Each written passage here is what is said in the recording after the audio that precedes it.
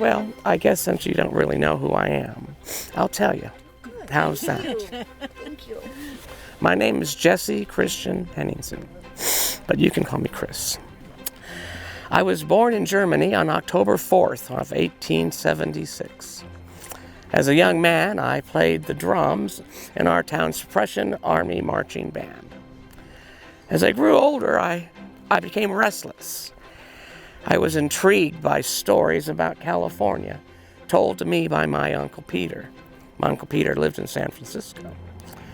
So I decided to bid goodbye to Germany, forever as it turns out, and I boarded a ship in 1902 to San Francisco. Now, this was no pleasure cruise, let me tell you. We had rough seas because of the time of year. We had to cross the Isthmus of Panama, and that ship only gave us our basic needs. I think I lived in San Francisco a little over a year when I heard about opportunities east in the foothill of the Sierra Nevada mountains.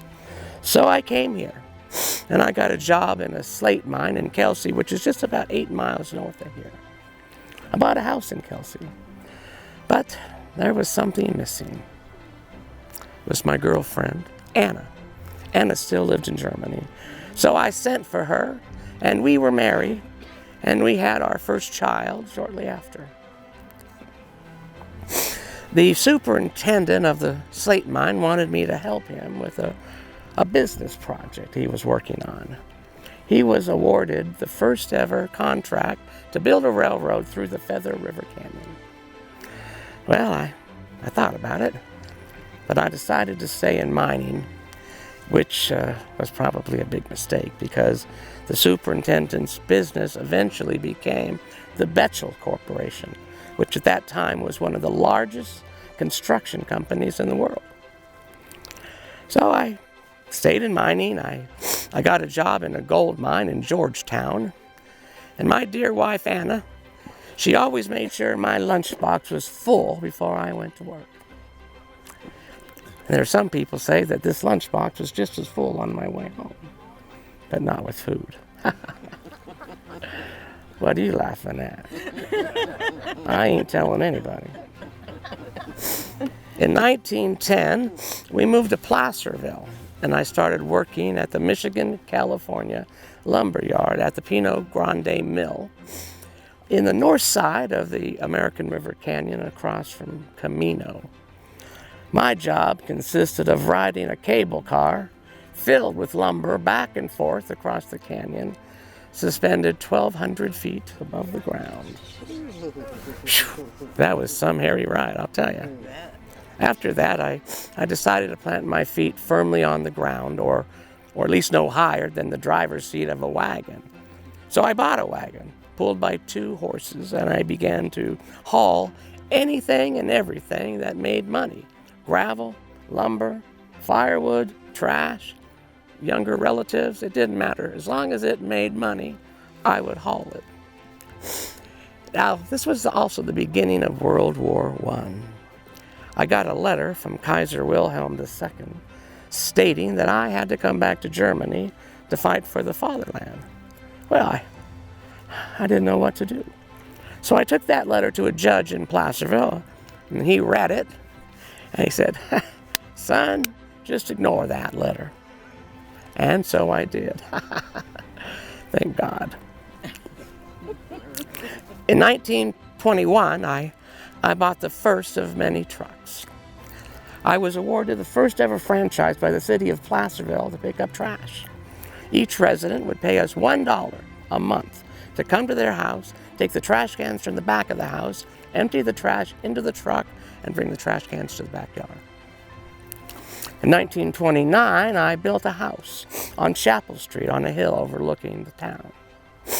That house cost me $3,500. Of course, that's worth a lot more in today's money. The house was one of the biggest in Placerville. It had 5 bedrooms, 3 bathrooms, 1 on every floor. Now, that was unheard of in those days because, well, most people still used outhouses. Now, this was the very beginning of the Depression. So how was it that I could afford to build such a house? Some people say it may have been because of what was in this lunchbox that I would bring home every day from work. But I ain't telling you, you're still laughing. I think I'm going to have you followed. After a hard day's work, I would send my daughter, Marie, down the hill to get a bucket of beer. I couldn't send my son, Charlie, because Charlie would drink half the beer on the way home. Oh, that Charlie. God love him. I finally transitioned the business into Henningson's and Son General Trucking and Cement. Our first office was located right below the house off of Main Street.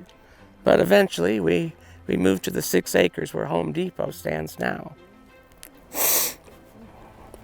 The gravel mill was located at the side of the Henningson's Lotus Park. Now, isn't that nice that they named a park after us, huh? I finally turned the business over to my sons, Bill and Norman, in 1946. I wanted to do some fishing, but I still wanted to check in on the business.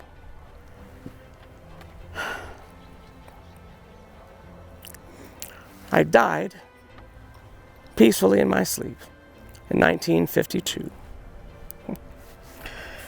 Hell, I'd been planning a hike to Crater Lake, so everyone who knew me was really surprised at my passing, especially me. My beautiful wife, Anna, passed about a year later, and together we lie side by side, right down yonder.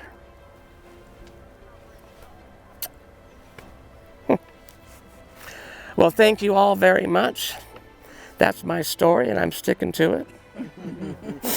And I really appreciate you all being here and taking the interest in some of the fascinating history that I created.